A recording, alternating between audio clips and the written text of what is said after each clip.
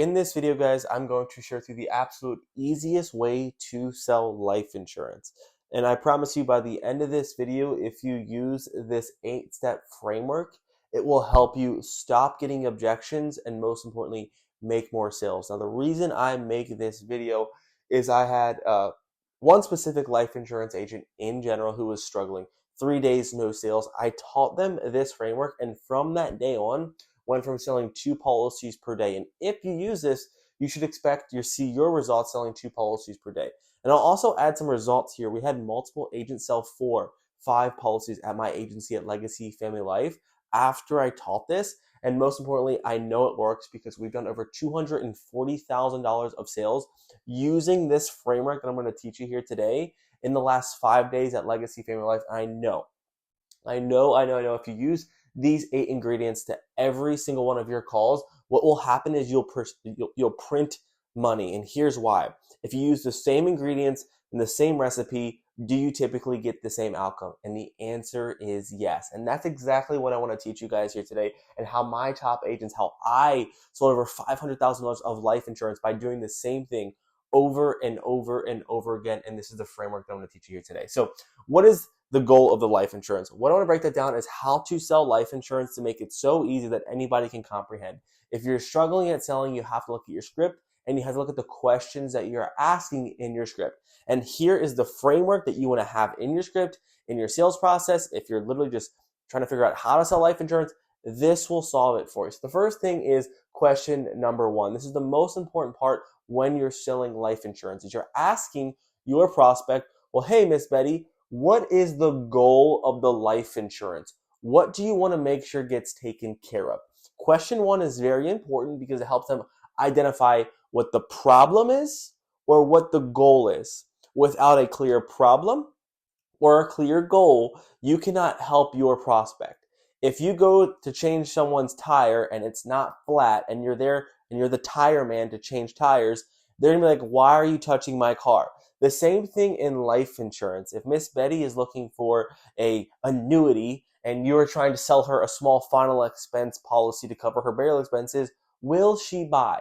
So what you want to first establish, what is the clear goal of the life insurance? Now, typically what you want to have is, if you're selling life insurance or final expense, they're going to tell you they want to cover their burial expenses or they want to barely leave a gift. Okay? Or cover a mortgage, whatever that is, you want to make sure that you can understand what their clear goal is when they want to, if they were to buy this product. Now, in this example, we're going to focus specifically on burial because that's what we focus on. But you have to have a clear goal in mind. You want the prospect to tell you that I want to make sure that when I die, my burial expenses are taken care of. Now, what you should do is, you're going to see by the end of this, you're going to have a formula that makes a sale, and this is the first ingredient. Now, the second ingredient that you must have in your sales call is, who would it be that would be responsible if you died without this product, okay? So question 1, what is the goal of the life insurance? What do you want to make sure gets taken care of? Miss Betty tells you she wants to make sure that when she dies, she gets her burial expenses covered. Now, you have to ask her question number 2 is, God forbid you don't get this, taken care of. Who would it be that would be responsible for solving your problem? Who would it be that would be responsible for paying for your burial expenses? Now, this is a very, very important question, and here's why. When people buy life insurance, they don't just wake up one day and say, I want life insurance because I want to feel good about myself. They're doing it for someone, okay? So you have to put that someone in their mouth. You have to tell them, who is it going to be that's going to be responsible if you don't get this product? Who's going to be burdened, okay? Now, a lot of times if you ask this question, who would it be that would be responsible? We're going a little deep here. They might say, oh, it's going to be my family, or it's going to be a friend. I'm not really sure. Is that a very specific who? So we know what they're looking for, question 1, but now we've got to figure out who will be impacted. So when they say, oh, I don't know, it's going to be someone, guess what we're going to do as the agent? We're going to dive deeper because we need to get a clear answer. We got to figure out, who is this burden falling on? So in this case, when someone says, well, Miss Betty tells you, well, I don't know, it's going to be it's going to be someone in my family. Well, who specifically in your family would it be that if you died tomorrow would be stuck with your burial expenses? And eventually, as you dive deeper, or sometimes they will tell you, they're going to say their daughter, okay? In this case, let's say Miss Betty's daughter is going to be the one paying for it. So now we have 2 out of the 8 ingredients, okay? So we have, what is the goal? We want to cover the burial expenses. Secondly, who is it going to be that's going to be responsible for paying for your burial expenses? And number 3, can they solve this problem? Either a yes or a no.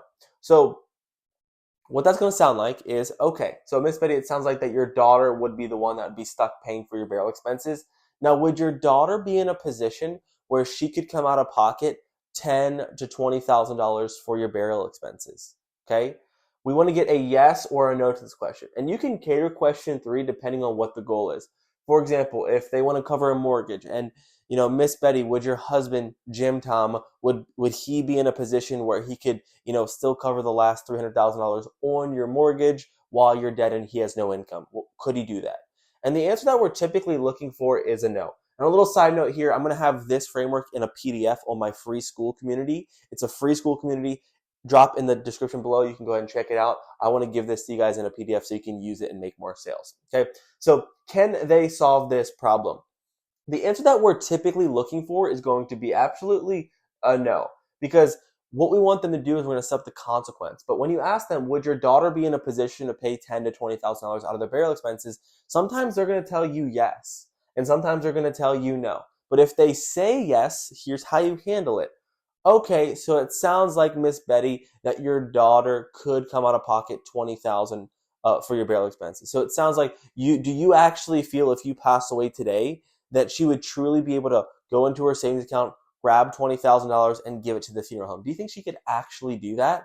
And then that yes could actually turn into a no, because let's be honest, most Americans don't have $20,000 in their bank account. So that should be a no, okay? So, but let's say she even goes further and says, yeah, I think she could. Well, if your daughter could come out of pocket $20,000 for your burial expenses, right now, does she have a problem? Does Miss Betty have a problem? She doesn't, because technically her daughter can pay for it. So I want to get ahead of that so I can prevent objections like I need to think about it or I need to speak to my wife. I need to ask her, well, if your daughter could pay for it, why do you feel like, why not just have her kind of pay for everything? Well, I don't want her. Oh, so even though your daughter's in a financial position, you as a mother know that it's not your responsibility to put this burden onto your daughter. Is that right? Exactly. Boom. So that's how you handle the yes. If someone says that they can solve this problem, then they probably don't need the product. But what you have to do is you have to get them out of their own way. You have to get them to break their own belief and get them to realize that they still need the product even though someone else could solve the problem. I hope you're following with me. But the most common answer is going to look like this. Let's put 1, 2, and 3. It's going to look like this. Now, Miss Betty, what is the goal of the life insurance? What do you want to make sure it gets taken care of? I want to cover my burial expenses. Boom. Now, who would it be that'd be responsible for sitting down with the funeral director and stuck with all your burial expenses? My daughter. And is your daughter in a position where she could come out of pocket $10,000 to $20,000 for your burial expenses? The answer is no. Okay. Then we're going to go into the question number 4, which is actually painting the picture. Okay, you have to get them. This is what's called the consequence of inaction. If you do not get this product today, here's what your daughter's going to have to go through. Okay, if you do not solve this today, here's how bad it's actually going to be. And this question number 4, if you had a highlighter or a circle, is one of the most important questions, because this is what life looks like if they say, I need to think about it or don't make a decision. We have to paint that reality. Now, here's what's very important that I didn't talk about earlier here. We'll put it at the top. All of this here is what's called ammunition. If you can, I'm going to step away. Ammunition. Okay. This is sideways, but I want you to understand and write that down. All of this that I'm using here, these are words that I'm going to use against them in the close if they give me objections. This should prevent objections, but if you get, well, I need to think about it, I want to share with you why question 4 is so important. Okay, keep listening. What happens if they don't solve it? You want them to paint the picture. So right now we figured out that daughter is going to be responsible. She doesn't have the money. Well, Miss Betty, walk me through that. What would that look like if you passed away tomorrow? How would your daughter, Sarah, come up with the money to cover your burial expenses? Sometimes they might say, IDK. That is a terrible answer. We need to turn that I don't know into depth. Well, when you say I don't know, can you really walk me through that? If you really thought about it, you died tomorrow, how is Sarah going to come up with, $20,000? Well, she's probably going to have to ask her friends. Okay, gotcha. And what friends do you think she's going to have to go through? She's going to have to go to her 3 friends. Do her 3 friends have the money? No, they don't. So what would it look like if Sarah goes to her 3 friends? They don't have the money. What is she going to do then? Oh, wow, she's going to have to probably get one of those bank loans. Okay, wow. So that is the depth. That is ultimately the meat of the sale, because when she says, well, oh, yeah, I need to think about it. So what do you mean you think about it? Or you need to look over your things. You told me earlier, if you don't get this today, your daughter's going to go into bank loans. Her 3 friends don't have money, and you're going to put your daughter in a terrible position. You told me you didn't want to do that. So what is it that you're most concerned of? And then you can use question 4 as massive ammunition to overcome all objections, because you got the prospect to say it, not you plugged it in. So when you're doing these frameworks, the goal is to end with questions, not statements. Okay? So we understand what the consequence of not moving forward is that this lady is going to have to go, and her daughter is going to have to start getting bank loans. Or another consequence would be, well, they'd have to pull from the retirement. Or another consequence would be they'd have to start a GoFundMe. Or another consequence would be that they have to borrow money from the church. Or another consequence would be they have to start a fish fry and all their family's embarrassed. These are real situations. This is painting the picture of what reality looks like if they don't buy the life insurance. Because remember, life insurance impacts who? Not I. We're dead. It doesn't matter about me. So you have to get them emotionally tied into the consequence of not moving forward. Okay? Question number 5. Very, very important question to ask here. It's, why have they not solved this yet? I want you to think about this. Okay? Think about this clearly. Miss Betty just told me her burial, if she dies, is going to fall on her daughter.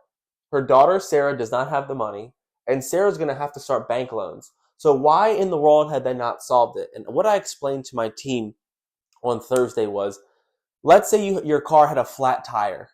Would you be okay with just driving around for months with a flat tire even though you knew you had a problem? Probably not. Why? You're going to be like, why have you not fixed your flat tire? Like, that just makes you're literally driving on your rim and sparks are flying. Why haven't you solved this yet? And this is the same thing with life insurance. Why haven't they solved it? And what does this answer? This answers what are their concerns? What are their fears about solving it? And if you can solve for this, you can typically understand why they haven't moved forward, that you can ultimately solve that problem to help them move forward, okay?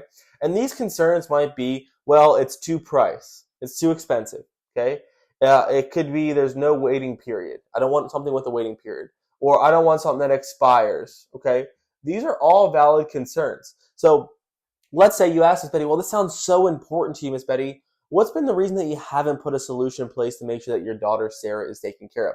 Well, it's been too expensive. And you ask her, well, when you say it's been too expensive, what have they been telling you? Well, for $20,000, it's $180.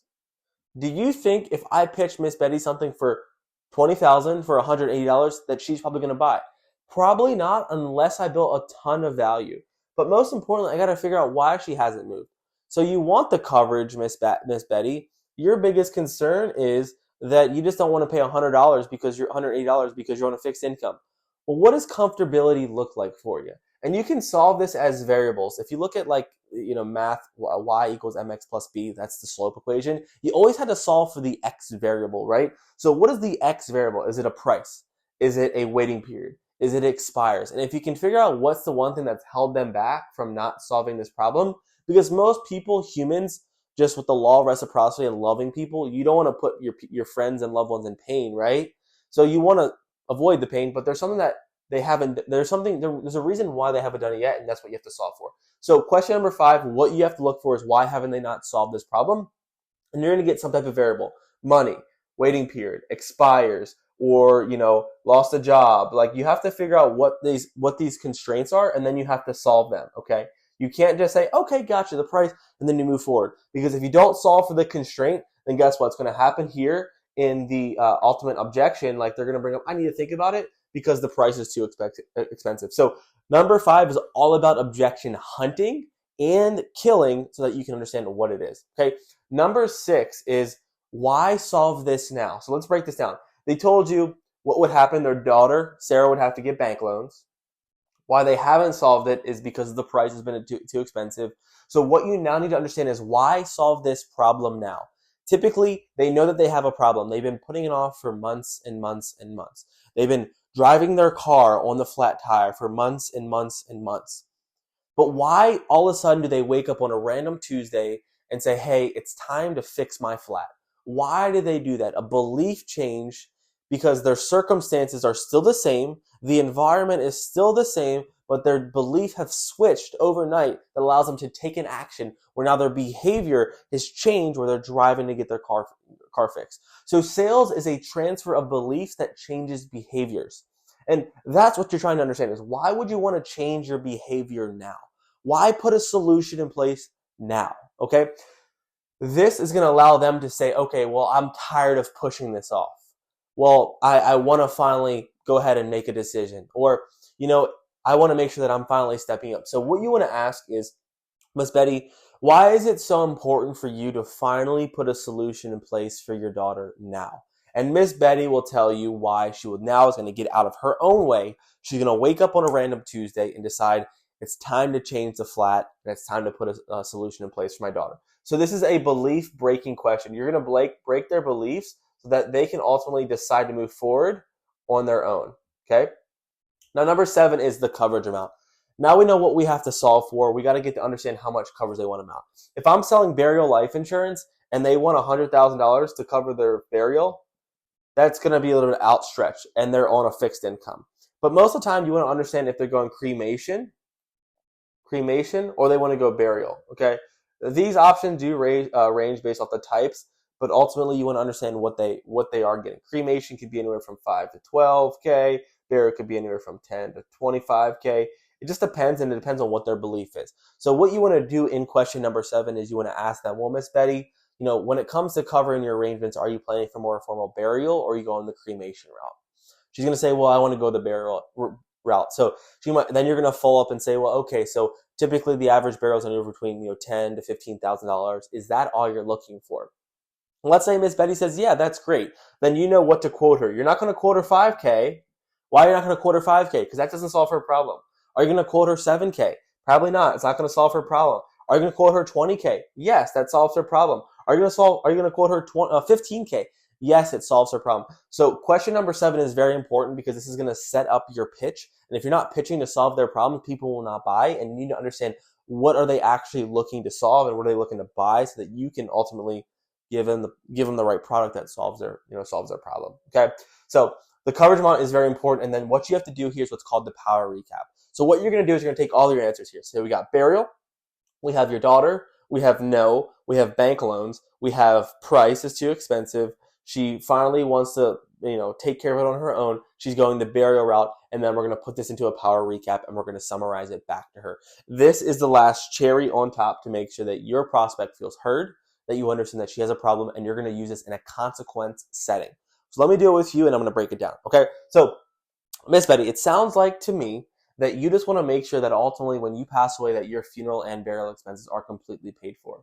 It sounds like that, ultimately if you don't get this coverage in place, your daughter Sarah would be the most impacted, and she doesn't have the money. You told me she doesn't have $15,000 in her bank account, and if you didn't get this product today, if you didn't get this solution in place, that she would have to get bank loans, she'd have to ask her 3 friends, and you just don't want to do that. And you've been trying to get life insurance, but the prices have just been way too high. With you being on a fixed income, there's nothing that you've seen that you can afford. And it's not that you don't want it, you just need something that's comfortable and affordable. And most importantly, that you just want something small that's affordable inside your budget that's going to cover all your burial expenses between $10,000 to $20,000 so that your daughter's hair is not impacted. Have I left anything out? And that is the power recap. Left anything out. Okay. And what does every salesman or guru on the internet talk about when it comes to selling? The best salespeople, do they use their mouths more or do they use their ears more? They use their mouths more. Sorry, they use their ears more. Forgive me. They take all that they told them, you put it into a sentence and a summary, and you say, does that sound like what you're looking for? And if you've heard them, you've taken these notes, you can do this over and over and over again. That would kill all of your objections to make sure that she, if she says she needs to think about it, that makes absolutely no sense. If she tells me that I want to think over my budget, that makes absolutely no sense. If I can find her something That's inside her price range. If she tells me that she needs to speak to her daughter, that makes absolutely no sense because you told me if you don't get this, your daughter's getting bank loans. So none of that makes sense. That is not clocking. I'm standing on business. That doesn't make sense, right? So that is what I want you guys to know. This is the ammunition. This is the stuff that will help you make sales. And most importantly, this will print results. If you get these answers every single time, again, I have the free checklist in my school community. If you use the checklist, write it out. And if you get the answers to all these questions, these 7 with the power recap, you will make a ton of money and you'll be one of the best life insurance agents in the industry. And if you have yet to know about my agency, Legacy Family Life, I'm hiring. I'm looking for great agents, no lead costs, no chargeback, and people that want to sell hundreds of thousands of dollars of premium with us too. So let's do it. I hope you guys have a blessed one, and I'll see you in the next one.